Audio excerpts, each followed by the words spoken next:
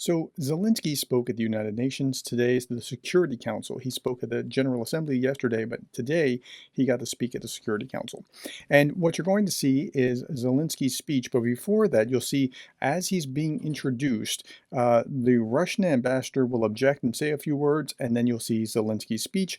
I will stop periodically and talk about whatever we need to talk about along the way to clarify or amplify some thoughts. So this is the president of the Security Council. He's from Albania, and he's in the middle of his introduction. Procedure and the previous practice in this regard.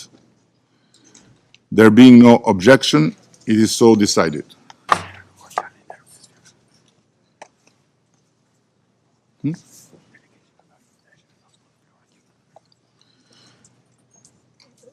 The delegation of Russian Federation has asked for the floor. Please, you have the floor.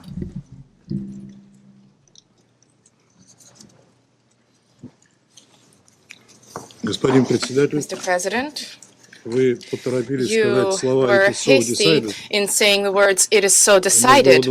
We had two questions. So that's not necessarily the best way to win friends and influence people by saying you were hasty to say it so decided. Just start off being a button.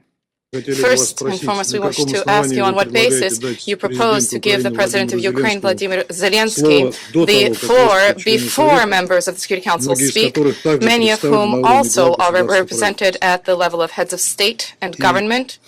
And my second question, the second question I wish to pose is on what basis are you inviting the Minister for Foreign Affairs of North Macedonia to today's meeting in the capacity as the chair of the OSCE?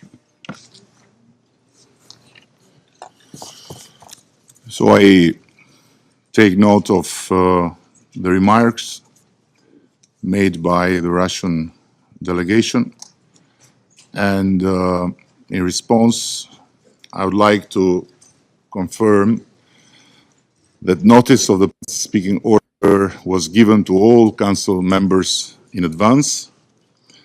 And in advance, that the entire world knew that Zelensky was going to be speaking at this particular UN Security Council meeting. It's not like he was taken by surprise. It would have been preferable had this procedural matter been resolved at a technical level prior to the start of this open debate, so that we would have been able to proceed immediately to the substance of our deliberations today. I wish to recall that paragraph 33 of Presidential Note S 2017-507, agreed by consensus, states, and I quote, "When non-members are invited to speak to the Security Council, those who have a direct interest in the outcome of the matter under consideration may speak prior to Council members if appropriate." End of quote. Given the subject of today's open debate, we believe that inviting President Zelensky to speak before Council members amply confirms to paragraph 33. Moreover, giving the floor first to President Zelensky will provide the opportunity for Council members and the other member states participating today in such impressive numbers to respond to his remarks. Previously, in February of this year, the Russian delegation raised the same issue and was assured by then the Council President that ample precedents exist of non-Council member states taking the floor before Council members. So he did it before, and he's going to do it again, and he's just kind of being a butt procedurally, but that's what he's getting paid for. Okay, let's go to Zelensky and see what he has to say, and we will talk about things as we need to talk about them. Thank you so much. Дуже дякую. Thank you. Шановний пане прем'єр-міністр Рама, Distinguished Prime Minister Rama, дякую албанському головуванню grateful за to the Albanian організацію presidency цього засідання. for the organization Пане of this генеральний meeting, секретар, Mr. Secretary General, шановні пані та ladies панове, and gentlemen. від старту Since повномасштабної the агресії, start of the розпочатої full-scale державою, aggression яка launched досі чомусь by серед the постійних state, членів which for Ради some безпеки reason is still ООН, present here минуло among the вже permanent members of the UN Security 574 Council, доби has already болю, been втрат і боротьби. 574 days of pain, losses and Росія struggle. вбила щонайменше Russia десятки has killed тисяч at least наших tens of людей thousands of our та people зробила мільйони and біженцями, turned millions зруйнувавши into їхні дім. refugees by destroying their Світова homes. більшість визнає Most of the правду про world цю війну. recognizes the truth Це about злочинна this та war. It is неспровокована a агресія criminal Росії and проти нашої unprovoked нації, aggression by Russia що against має на our меті nation, захоплення aimed at території та seizing ресурсів України. Ukraine's territory Але and не resources. тільки це. But it's not just that. Держава-терорист The має на terrorist меті state is willing, своєю агресією підірвати through its всі aggression, дамби to міжнародних undermine норм, all the grounds of які international мають norms захищати meant світ від to воїн. protect the world from. Okay, so that's a great point that he made yesterday. And if you haven't watched yesterday's speech, I did a video on that where he was speaking to the General Assembly. It's not about what's happening to Ukraine. It's about undermining the norms that affect the entire world. And that's a great point for him to be driving home. The wars. And I'm grateful to all those who have recognized Russian aggression as the violation of the UN Charter. Ukraine exercises its right to self-defense, helping Ukraine with weapons in this exercise by imposing sanctions and exerting comprehensive pressure on the aggressor, as well as voting for relevant resolution, would mean helping to defend the UN Charter. The resolutions of the General Assembly have clearly recognized the fact that the only source of this war is Russia, but this has changed nothing for Russia in the United Nations. However, these are the situations that have changed everything for the UN.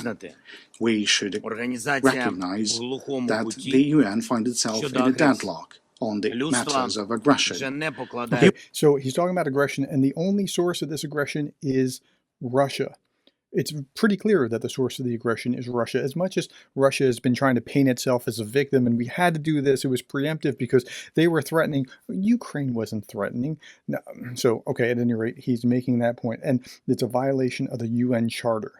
Humankind no longer pins its hopes on the UN when it comes to the defense of the sovereign borders of nations. World leaders are seeking new platforms and alliances that could reduce the disastrous scope of problems, the problems that are met here within these walls with rhetoric rather than real solutions, with aspirations to compromise with killers rather than to protect lives. Life should be defended uncompromisingly to ensure successful protection. But I would not. So this is an interesting point. People of the world are looking elsewhere beyond the UN because Russia is successfully undermining the UN, that they're losing faith in the UN. That's pretty powerful to be saying at the UN. Be here today if Ukraine had no proposals precisely regarding some specific solutions. Yesterday, in my address to the UN General Assembly, I said that Ukrainian peace formula had become the basis to update the existing security architecture in the world, to restore the real power of the UN Charter and the rule-based international order. Now, I would like to present some very specific details. Okay, and so yesterday he did say, tomorrow in the Security Council, I will present the details of the outline that I've brought before. So here we go. On the peace formula, notably it's Point 5, and it's called Implementation of the UN Charter and the Restoration of Ukraine's territorial integrity and the world order. All in the world can see what makes the UN incapable. Unfortunately, this seat in the Security Council, which Russia occupies illegally through backstage manipulations following the collapse of the Soviet Union, have been taken by liars, whose job is to whitewash the aggression and the genocide being carried out by Russia. And all the And that's right. I mean, that is what Russia is doing here. It's whitewashing, it's coding over, it's pointing to this. See what Ukraine did in this one instance when in 100 instances Russia has been doing that. So that's right. UN actions, either by the Security Council or by the General Assembly, that could have stopped this aggression are shattered by the privilege granted to the aggressor with this seat. Veto power in the hands of the aggressor is what has pushed the UN into deadlock. Today, no matter what nation you might be, a nation with hundreds of millions of people, or a small nation, a nation that bravely defends its independence, or a country whose long history of independence can help others, a state in need of help or a nation that could provide some genuine support. A state relying on its army, or a state considering the UN Charter, but not the army, as its first and last line of defense. Regardless of who you are, the current UN system still makes you less influential than the veto power possessed by a few and misused by one, Russia. That is to the detriment of all other UN members. These days, in the General Assembly, we can hear the word inequality too often. Inequality is mentioned by different nations, both larger and smaller. It is precisely inequality that renders the UN ineffective. I regret that so far the UN Security Council is just the largest and the most visible platform in the world. I believe, and I know that the UN is capable of more. I'm confident that the UN Charter can actually work for the sake of peace and security globally. However, for this to happen, the years-long discussions and projects on UN reform must be translated into a viable process of UN reform. And it should not be only about representation here in the Security Council. The use of veto power, that is what requires the reform. And this could be a key reform. That is something that can restore the power of the UN Charter. Ladies and gentlemen, 574 days of the full-fledged Russian aggression means 574 reasons for changes in this chamber. And the numbers of votes in favor of this challenge actually amounts to billions. The absolute majority of people in the world want to live in the world free of aggression. In contrast to all of us, there's only a few obsessed individuals in Moscow. Veto right should not serve those who are obsessed with hatred and war. What we observe in the United Nations is an increasing support for the idea that in cases of mass atrocities against human rights, veto power should be voluntarily suspended. But we can also observe that Russia will not give up this stolen privilege voluntarily. Yeah, so what he's talking about is that Russia, being a permanent member of the Security Council, has this veto, and they can use it as much as they see fit. Now, if you're an aggressor state, you should voluntarily give that up. But if you're not, well, let's see what he's going to say. Therefore, the UN General Assembly should be given a real power to overcome the veto. This will be the first necessary step. If it is impossible to stop the war because all efforts are vetoed by the aggressor, or those who condemn the aggressor, it is necessary to bring this issue to the attention of the General Assembly. In the event of two-thirds of the votes reflecting the will of nations from Asia, Africa, Europe, both Americas, and the Pacific region, in other words, a global qualified majority, the veto should be effectively overcome. And such Okay, so he's talking about removing the veto for Russia. Particularly in these conditions, and a two-thirds vote of the General Assembly. I don't know what the legalese is for to be able to do that, to remove the veto from the Security Council. I don't think that Russia wants, I'm very sure that Russia doesn't want that, but I'm not sure how much America wants to give up veto power either, and I'm pretty sure China doesn't want to give that up. And so I'm not sure that he's going to get anywhere with it, but that's going to be the headline, that Zelensky is calling for a change to the rules of the UN to overcome the veto power of the Security Council. Resolution of the General Assembly must be legally binding for all member states. The second step, the UN Security Council must be fully accountable to the nations of the world.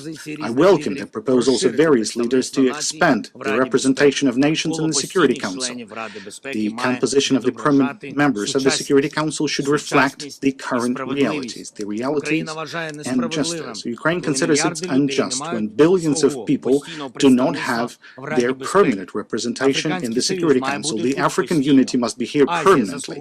Asia deserves broader permanent representation. It cannot be considered normal when nations like Japan, India, or the Islamic world remains outside the permanent membership of the Security Council. Okay, so here RT is going to paint this as pandering to the global south and Middle East, because he's saying that they should have permanent residence. Africa should have a permanent seat at the Security Council, as should the Middle East.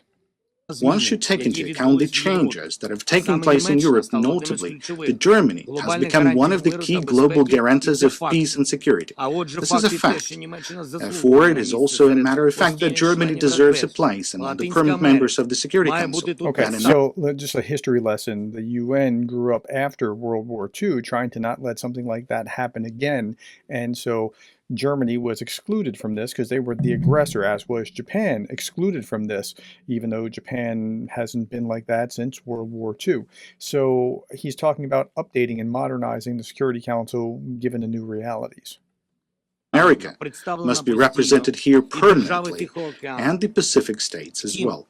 However, we should not confine our attention to those in top seats only. There is a need to expand the participation and access to the activities of the UN Security Council and subsidiary bodies for all members of the UN General Assembly who are not recognized as aggressors. At the same time, any participation of the Security Council membership should be suspended for a period of time when such a state resorts to aggression against another nation in violation of the UN Charter. The third step. There is a need for a system to prevent aggression through early response to actions violating territorial integrity and sovereignty of states. It is time to do that. The nations of the world should agree on such a mechanism for responding to aggressions to protect others that everyone would want for their own security. The Russian invasion of Ukraine has shown what can serve such a mechanism. And this has been something that has been very much bothering Zelensky. He talked about early response when violating territory of a sovereign country. Basically, an aggressor could just run right over without the world. The world would be slow to respond. And he talked about this quite a bit this time last year about, we need some kind of mechanism that can stop it. This is the worry that NATO has about if Russia rolled into the Baltic states and took over Estonia and Latvia and maybe even Lithuania, there's not a lot that NATO could do before they actually capture the territory, and then you would have to displace those soldiers, right? I mean, they could sweep in very, very quickly just because they're small and Russia's very large. So then you'd have a situation like you have in Donbass where they could, dig in and right? We don't want to have that happen, is what he's saying. We need to keep that kind of thing from happening again. There are things, powerful sanctions against the aggressor, not only at a stage when Bucha has already happened, but also at the stage of the build-up of the invasion army. Anyone who wants to start a war should see before their fatal mistake what exactly they will lose when the war would start. The issue of applying such preventive sanctions should be automatically submitted for consideration of the UN Security Council when any member of the UN General Assembly reports a threat of aggression. Ukrainian soldiers now are doing, at the expense of their blood, what the UN Security Council should do by its voting. They're stopping aggression and upholding the principles of the UN Charter. And now, that's a great line. That the Ukrainian soldiers are upholding the principles of the UN Charter. That might be a headline kind of line as well, because they have to, because it's resorted from the agreement to now force of arms. Talking about the territorial integrity. This is an element of both the UN Charter and our peace formula that is inextricably linked to the issue of cleaning the territory from the occupiers. Occupation is an inexhaustible source of dynamite under the international rule-based order. So I will provide examples of concrete steps that to be taken for the security architecture to be strong. Using Ukraine as an example, very specific things, just like Ukrainians. First, complete withdrawal of all Russian troops and military formations, including the Russian Black Sea Fleet or its leaky remnants, as well as the withdrawal of all mercenaries and paramilitary formations of Russia from the entire sovereign territory of Ukraine within our internationally recognized borders as of 1991. Second, full restoration. Let's stop there for a second.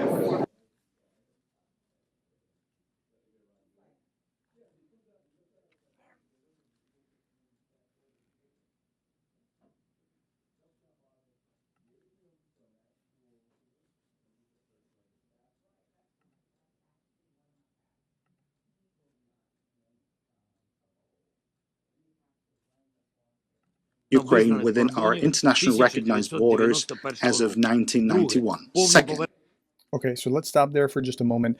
So that's going to be completely unacceptable to Russia that they remove their soldiers from Ukraine, from the 4 oblasts that they've just grabbed, as well as from Crimea, as well as the removal of the Black Sea Fleet.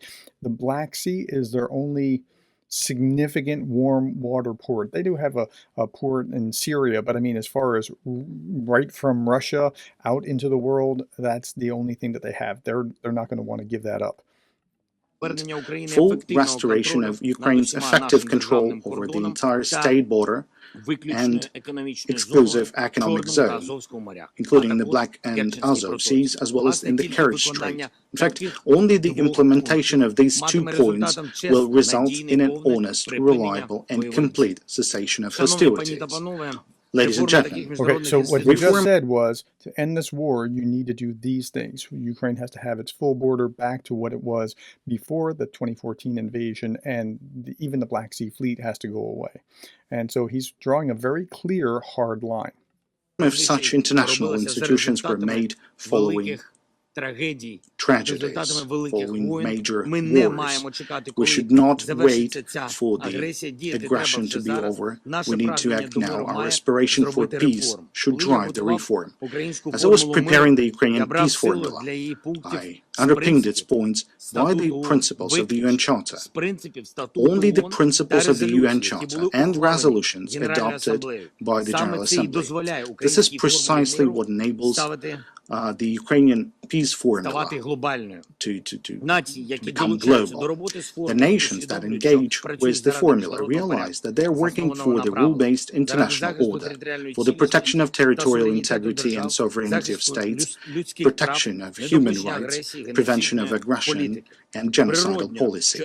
Okay, so what he's just said was the Ukrainian peace formula is underpinned by the principles of the UN Charter. So he's cloaking himself in that, and I think rightly so.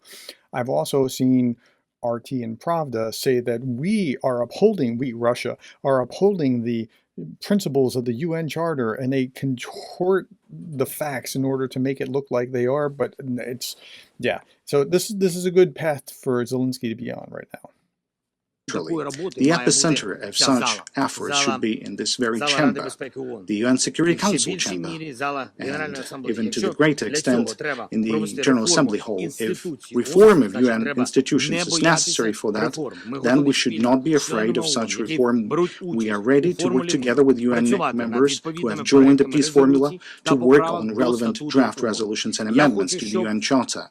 And I would like to make it clear for everyone in the world that Ukraine is proposing, while addressing to nations of the world and calling them to join the implementation of the peace formula. Every country can demonstrate its leadership within the framework of one or more or maybe all points of the peace formula.